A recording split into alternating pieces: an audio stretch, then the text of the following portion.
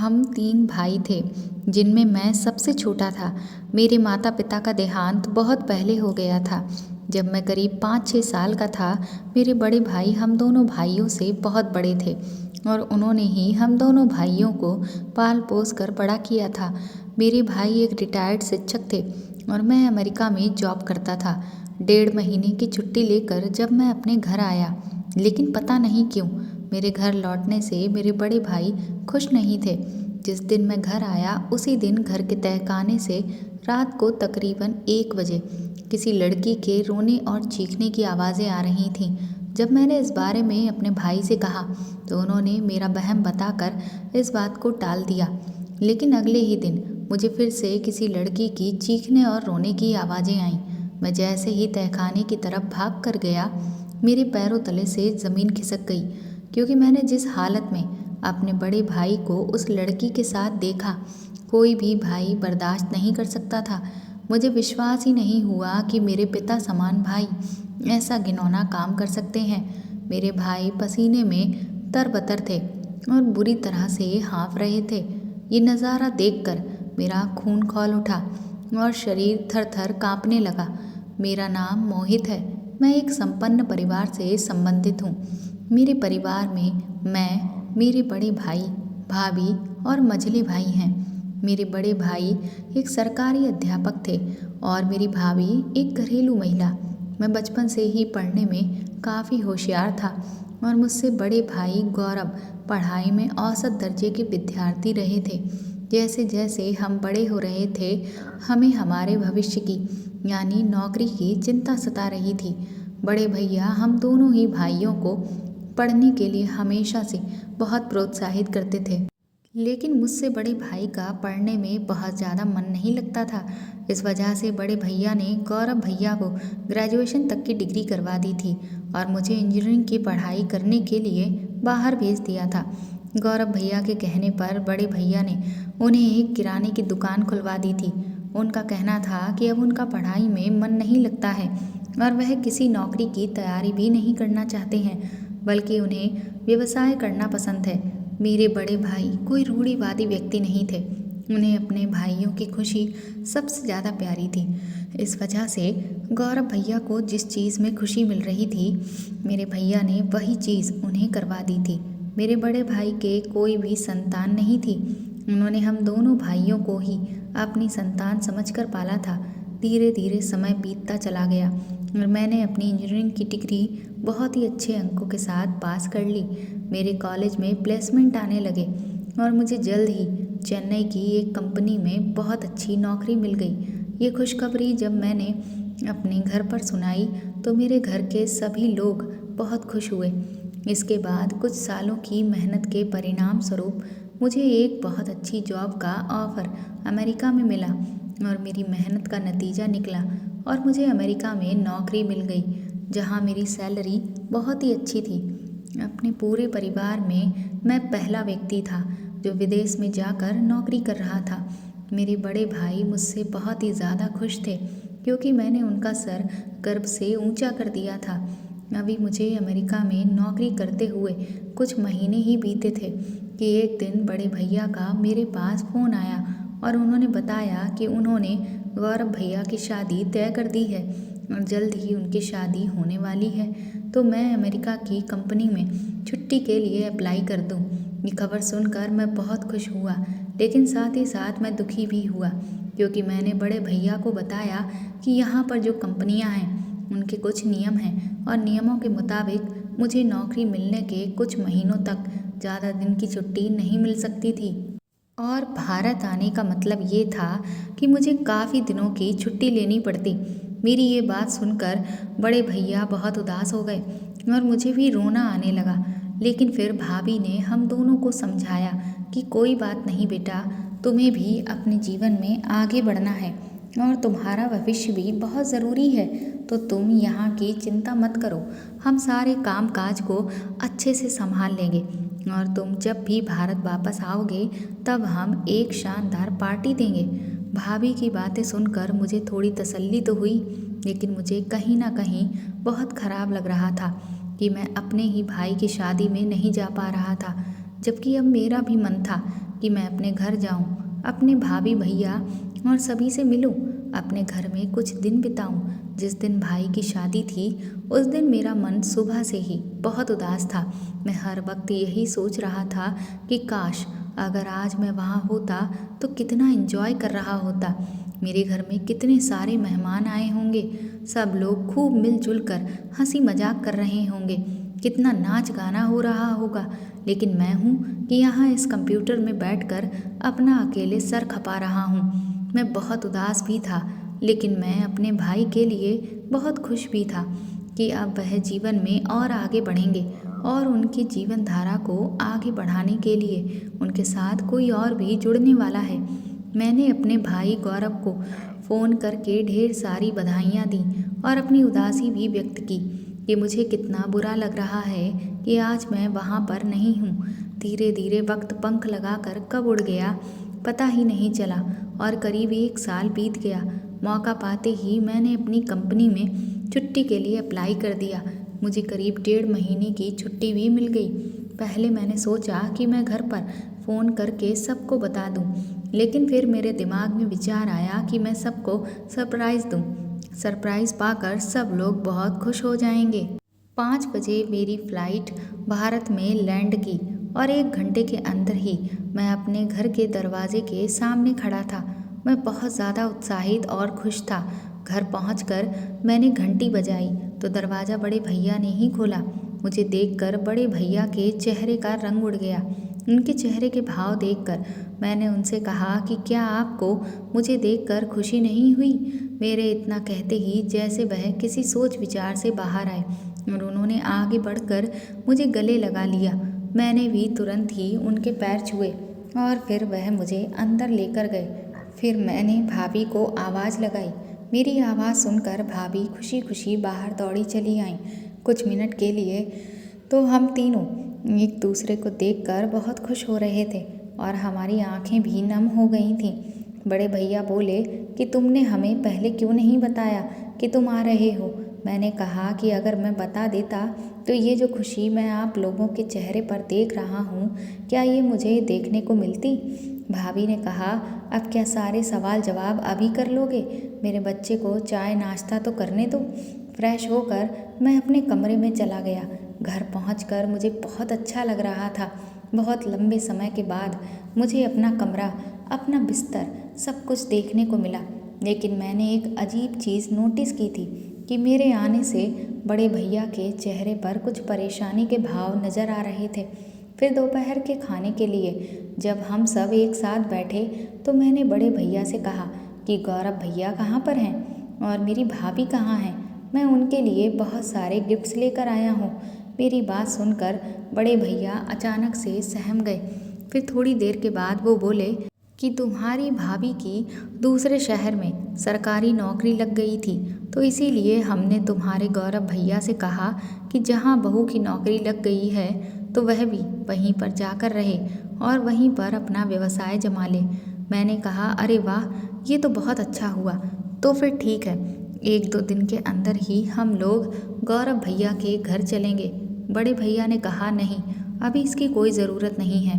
मैंने कहा, क्यों, मुझे भी अपने बड़े भैया और भाभी से मिलना है। तो बड़े भैया थोड़ा गुस्सा होने लगे और बोले कि तुम्हें मेरी बात समझ में नहीं आती। मुझे समझ नहीं आ रहा था कि गौरव भैया से मिलने की बात पर बड़े भैया गुस्सा क्यों होने लगे। मैंने जैसे ही उनसे कहा, लेकिन वैसे ही भाभी बोली, अरे बेटा, अभी तुम्हारे गौरव भैया कुछ मुश्किलों में हैं, तो इसीलिए अभी हम लोग वहाँ जाना नहीं चाहते। जब वह खुद से हमें ये बताएंगे कि सब चीज़ें ठीक हो गई हैं, तब हम लोग राजी खुशी वहाँ चलकर उनसे मिल लेंगे। मैंने भाभी से पूछा, कैसी मुश्किल है। तो भाभी बोली, उसने इस सब के बारे में हम लोगों को ज़्यादा कुछ नहीं बताया है, बस ये कहा है कि अभी हम लोग उससे ज़्यादा सवाल जवाब ना करें। मैंने कहा, ठीक है, मैं गौरव भैया को खुद ही फ़ोन करके पूछ लूँगा। तो भाभी बोली, नहीं बेटा, मुझे फ़ोन मत करना, नहीं तो वह गुस्सा हो जाएगा।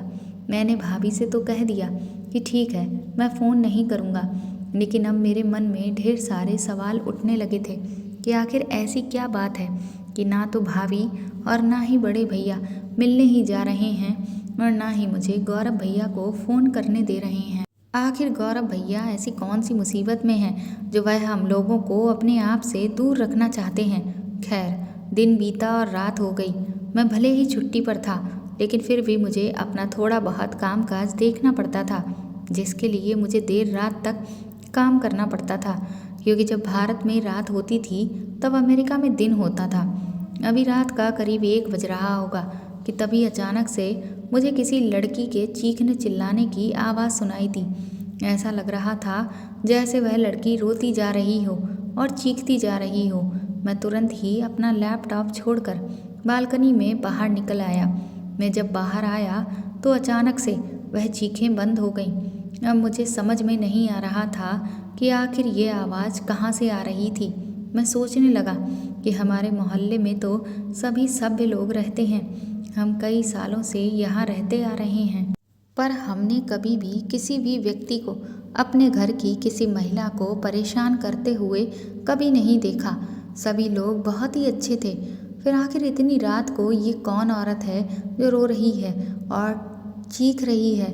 थोड़ी देर बालकनी में खड़े रहने के बाद मैं दोबारा से अंदर जाकर लैपटॉप पर काम करने लगा।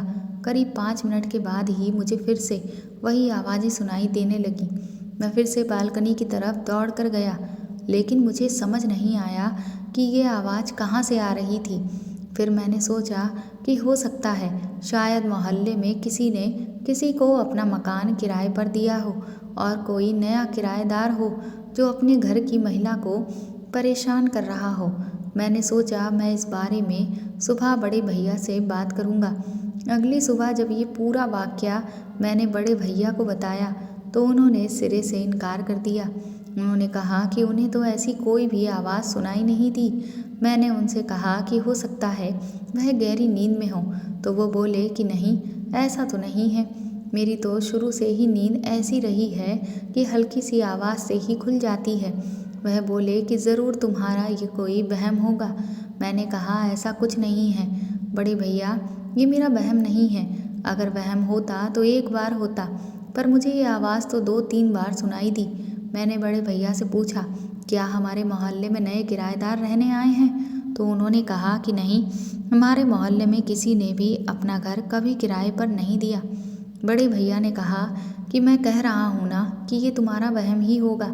तुम कल इतनी लंबी यात्रा करके आए हो, जिसकी थकान की वजह से तुम्हें ऐसा लग रहा होगा। मुझे भी यही लगने लगा कि शायद ये मेरा वहम ही होगा।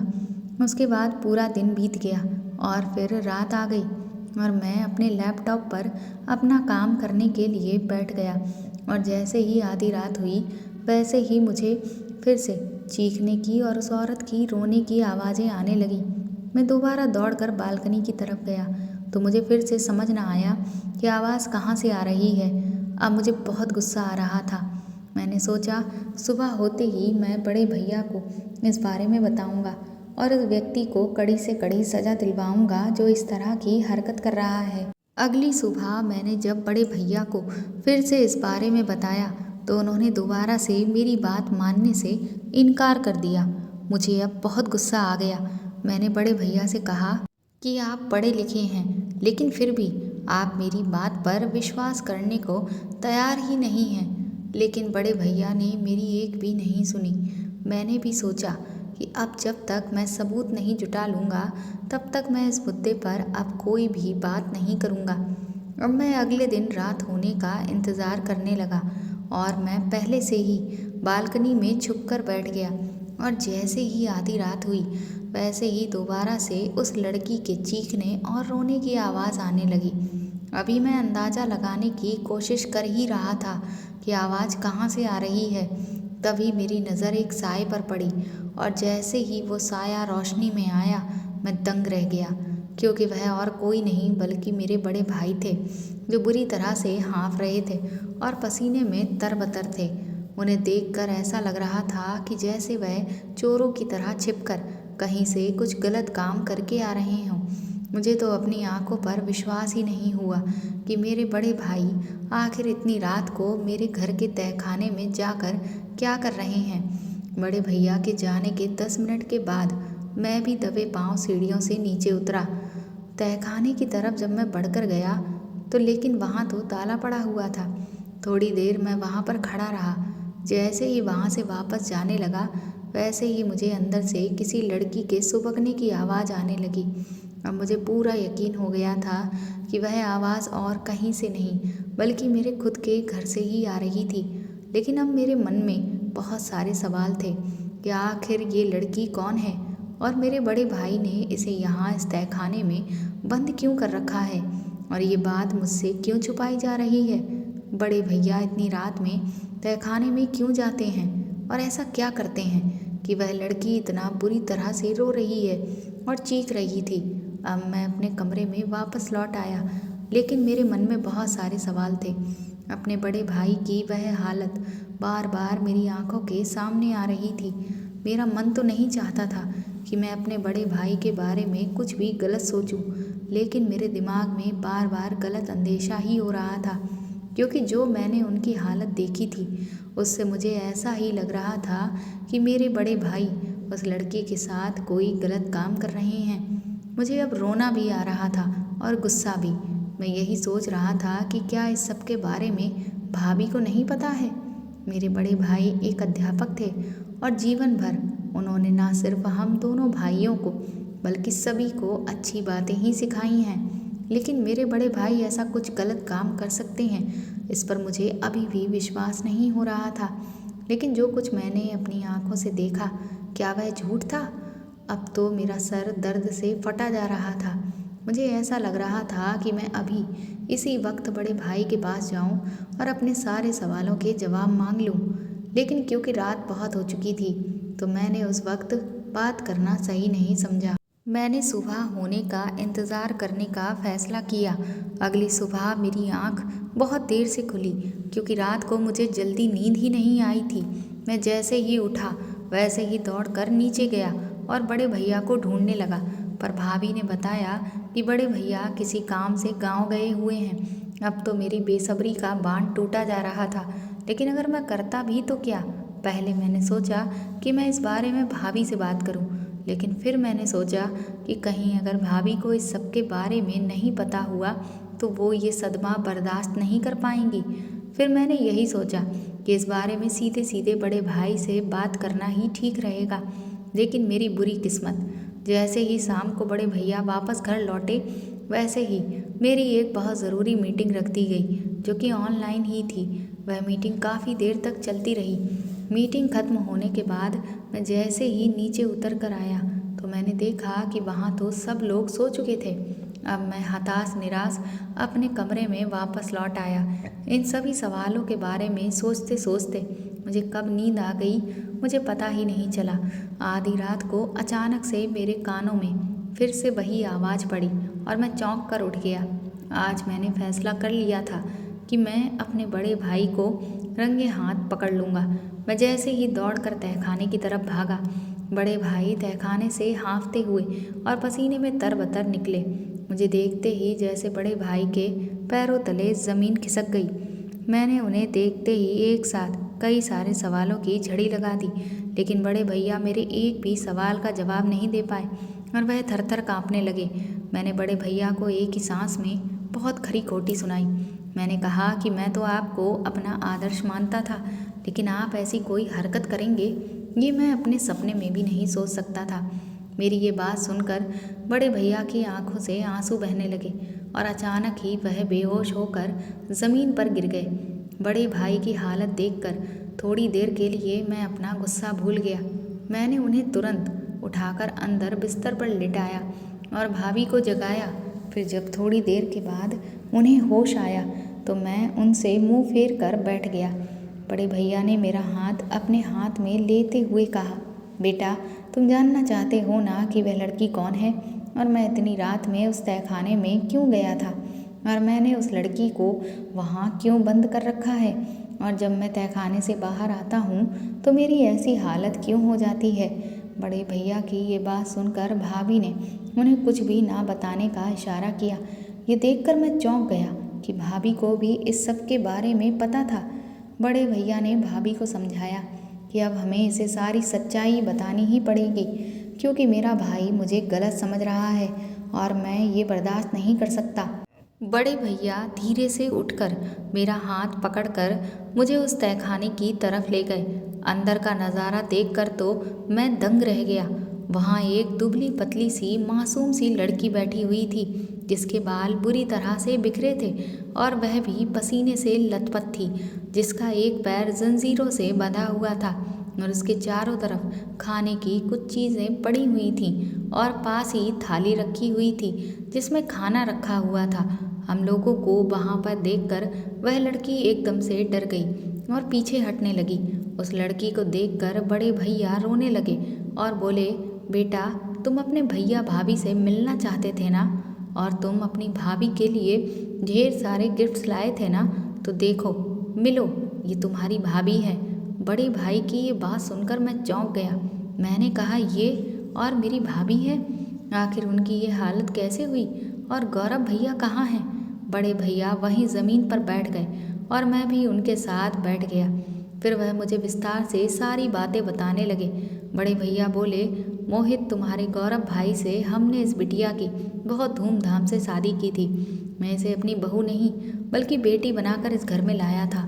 मेरी तो कभी कोई औलाद नहीं हुई थी, लेकिन मैं हमेशा ये चाहता था कि मेरी एक बेटी हो।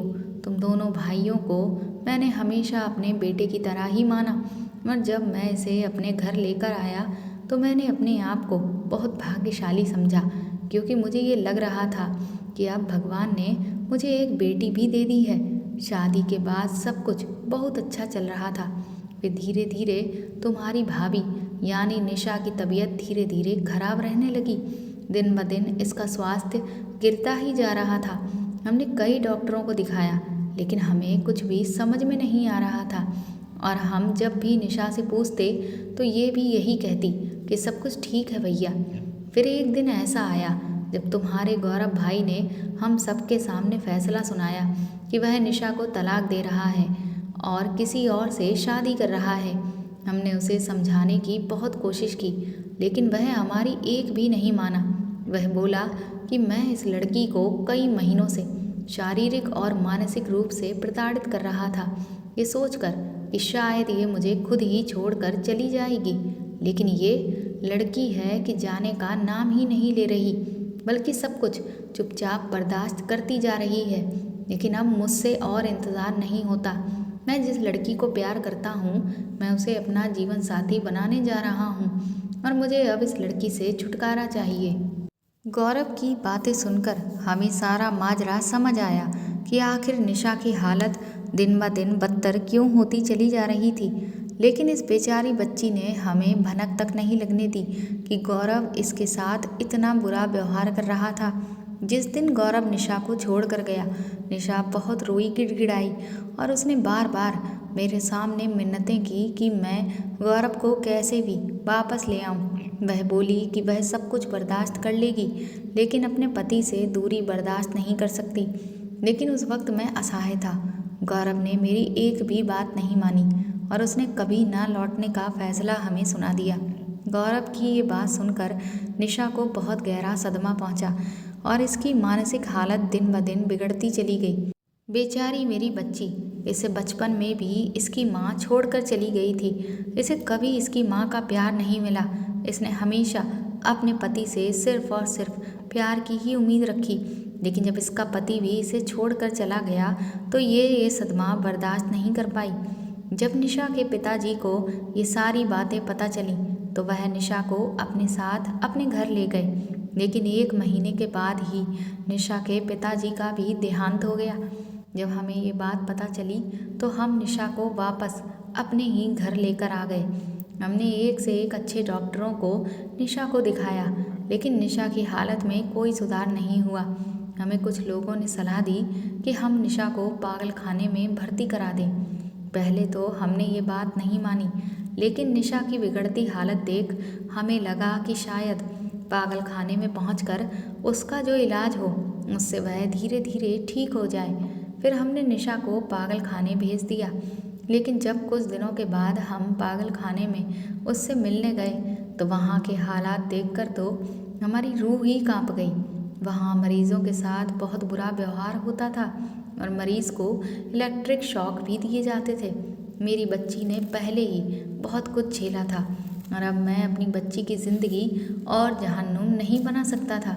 मैं और तुम्हारी भाभी, हम दोनों ने तुरंत ही ये फैसला लिया कि अब हम जब तक ज़िंदा रहेंगे निशा को हम अपने घर में ही रखेंगे। पहले तो हम इसे अपनी आंखों के सामने ही रखते थे, लेकिन जब भी हमारे घर में कोई आता तो वह इसे देखकर बहुत बुरा व्यवहार करता और बहुत गलत गलत बातें करता, जिससे निशा और ज़्यादा हिंसक हो जाती। फिर हमने सोचा क्यों ना निशा को तहखाने में रखें, जिससे अगर कोई भी घर पर आएगा तो वह उसको किसी भी तरह की कोई गलत बात नहीं कह सकेगा। मैं हर रात निशा को खाना खिलाने के लिए आता था, लेकिन निशा को खाना खिलाना बहुत मुश्किल है। वह बिल्कुल भी खाना नहीं खाती है और इसी मुश्किल की वजह से जब मैं तहखाने से बाहर आता था तो मैं पसीने से लथपथ और हाँफ रहा होता था। भैया की बातें सुनकर मैं एकदम दंग रह गया। अब मुझे बहुत बुरा लग रहा था कि मैंने अपने आदर्शवादी भाई पर शक किया। मैं रोने लगा और बड़े भैया के गले लग गया। मैंने बड़े भैया से माफ़ी मांगी कि मुझे माफ़ कर दीजिए। उन्होंने कहा, मोहित, इसमें तुम्हारी कोई गलती नहीं है। तुमने अपनी आँखों से उस वक्त जो भी देखा बस वही सोचा। मैंने उनसे कहा कि अब आप परेशान मत होइए, जो हुआ सो हुआ, पर अब निशा को ठीक करने की जिम्मेदारी मेरी है। अगले दिन निशा के लिए खाना लेकर मैं गया। मैं जैसे ही तहखाने में दाखिल हुआ वह मुझे देखते ही चीखने चिल्लाने लगी। मैंने निशा से एक भी शब्द नहीं कहा। मैंने उसके सामने खाने की प्लेट रखी और चुपचाप वहीं बैठ गया। करीब 1 घंटे तक मैं उसके सामने चुपचाप बुत बनकर बैठा रहा। थोड़ी देर के बाद एक चमत्कार हुआ। निशा ने खुद से ही खाने की थाली में से एक छोटा सा टुकड़ा लेकर खाया। फिर ये हर रोज़ की दिनचर्या हो गई। मैं हर रोज़ निशा के लिए खाना लेकर जाने लगा और वहाँ घंटों चुपचाप बैठने लगा। मैंने बड़े भैया से कहा कि अब आप निशा को तहखाने में नहीं बल्कि मेरे कमरे में रखेंगे। पहले तो भैया ने मेरी बात मानने से इनकार किया, लेकिन मेरे ज़िद करने पर वह मान गए। मेरी भाभी हर रोज़ निशा को नहलाती धुलाती और उसे साफ़ सुथरे कपड़े पहनाती और उसके बाल बनाती। धीरे धीरे मैं उसके साथ समय बिताने लगा। वह मुझे एक शब्द भी ना कहती, लेकिन मुझे चुपके चुपके से देखती रहती। हफ्ते बीत रहे थे और लगातार निशा की हालत में सुधार हो रहा था। अब वह चीखती चिल्लाती नहीं थी और खाना भी चुपचाप खा लेती थी। डॉक्टर से भी उसका इलाज जारी था। हम उसे समय से दवाइयाँ भी दे रहे थे, जिससे उसकी हालत में तेज़ी से सुधार हो रहा था। धीरे धीरे मुझे ये लगने लगा कि मुझे निशा से प्यार हो गया है। मैं यही सोचने लगा कि इतनी प्यारी और सुंदर गुड़िया जैसी लड़की को छोड़कर भला कोई कैसे जा सकता है। और फिर 1 महीना बीत गया। अब मेरी छुट्टियां खत्म होने में सिर्फ 15 दिन ही बचे थे। मेरे दिल में बार बार ये ख्याल आता कि 15 दिन के बाद मुझे वापस जाना होगा और निशा, भैया, भाभी सभी को छोड़ना होगा। अब निशा भाभी से थोड़ी थोड़ी बातचीत करने लगी थी, लेकिन अक्सर वह मुझे देखकर चुप हो जाती। मैं मन ही मन सोच रहा था कि मुझे तो निशा से प्यार है, लेकिन क्या निशा भी मुझे पसंद करती है। मुझे भाभी ने बताया कि निशा को चूड़ियाँ बहुत पसंद हैं, तो एक दिन मैं चुपके से बाजार जाकर उसके लिए चूड़ियाँ खरीद कर लाया और जब मैंने उसे चूड़ियाँ दी तो वह जैसे खिल उठी। उसके चेहरे की खुशी देखकर मुझे सुकून मिला, वो मैं शब्दों में बयां नहीं कर सकता था। अब मेरी छुट्टियाँ खत्म होने में सिर्फ 4 दिन ही बचे थे।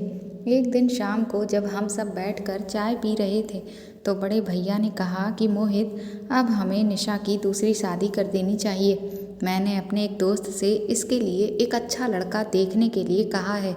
हम दोनों तो धीरे धीरे बूढ़े हो रहे हैं, आखिर कब तक जिंदा रहेंगे। एक दिन हम भी इस दुनिया को छोड़कर चले जाएंगे। आखिर कोई तो होना चाहिए जो निशा का ख्याल रख सके। बड़े भैया की ये बात सुनकर जैसे मुझे गहरा धक्का लगा। उस पूरी रात मैं चैन से एक पल भी नहीं सो पाया। मुझे ऐसा लगा जैसे मुझसे कोई मेरी सबसे प्यारी चीज़ छीन कर ले जा रहा है। अगले दिन सुबह मेरी फ़्लाइट थी। भाभी ने मेरे लिए काफ़ी सारी खाने पीने की चीज़ें तैयार कर दी थी। नहा धोकर जब मैं जाने को तैयार हुआ और अपने कमरे में अपना बैग लेने गया तो वहाँ निशा पहले से ही मेरे बैग के पास बैठी हुई थी। मुझे बहुत रोना आ रहा था। इस वजह से मुझसे ज़्यादा कुछ कहा ना गया। मैंने सिर्फ निशा से इतना कहा, अच्छा निशा मैं चलता हूँ। मेरे इतना कहते ही वह मेरे गले लग गई और फूट फूट कर रोने लगी। वह बोली, मैंने जिसे भी अपने जीवन में चाहा वह मुझे छोड़कर चला गया, तो क्या अब तुम भी मुझे छोड़कर चले जाओगे? निशा की ये बात सुनकर मेरी आंखों में आंसू आ गए और चेहरे पर मुस्कान भी। मैंने उससे कहा, तो क्या तुम भी चाहती हो मुझे?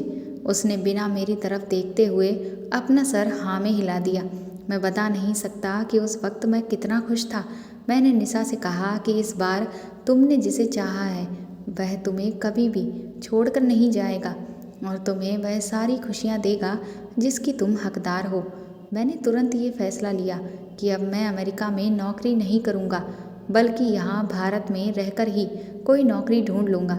लेकिन अब मुझे डर इस बात का था कि कहीं मेरे इस फैसले से बड़े भैया नाराज़ ना हो जाएं। पर फिर भी मैंने हिम्मत करके उनसे कहा कि मैं भारत में ही नौकरी करूँगा, अमेरिका नहीं जाऊँगा। भैया ने पूछा, आखिर एकदम से तुमने ये फैसला क्यों लिया? इसकी क्या वजह है? तो मैंने उनसे कहा कि मैं निशा से प्यार करता हूँ और उससे शादी करना चाहता हूँ और उसके जीवन को खुशियों से भर देना चाहता हूँ। मेरी ये बात सुनकर बड़े भैया बहुत खुश हो गए। वह बोले, मैं और तुम्हारी भाभी भी यही चाहते थे, लेकिन हमारे मन में डर था कि कहीं तुम इनकार ना कर दो, इसीलिए हमने तुम्हारे सामने निशा से शादी करने की बात नहीं रखी। लेकिन अब हम बहुत खुश हैं। लेकिन मैं सबसे पहले निशा से पूछना चाहता हूँ कि क्या वह भी तुमसे शादी करने के लिए तैयार है? बड़े भैया का इतना कहना भर था कि तभी निशा आगे बढ़कर आई और वह बोली, जी भैया, मैं भी मोहित को बहुत पसंद करती हूँ। 2 हफ्ते बाद ही मेरी और निशा की शादी धूमधाम से हो गई और हमने अपने खुशहाल जीवन की एक नई शुरुआत की। तो दोस्तों, आपको ये कहानी कैसी लगी कमेंट करके ज़रूर बताएं और प्लीज़ इस कहानी को ज़्यादा से ज़्यादा शेयर और लाइक करें। आप चाहें तो मुझे सुपर थैंक्स भी दे सकते हैं। साथ ही अगर आप चैनल पर नए हैं तो सब्सक्राइब करके बेल आइकन ज़रूर दबा दें, ताकि आगे भी मैं आपको ऐसी ही अच्छी कहानियाँ सुनाती रहूँ। Thank you.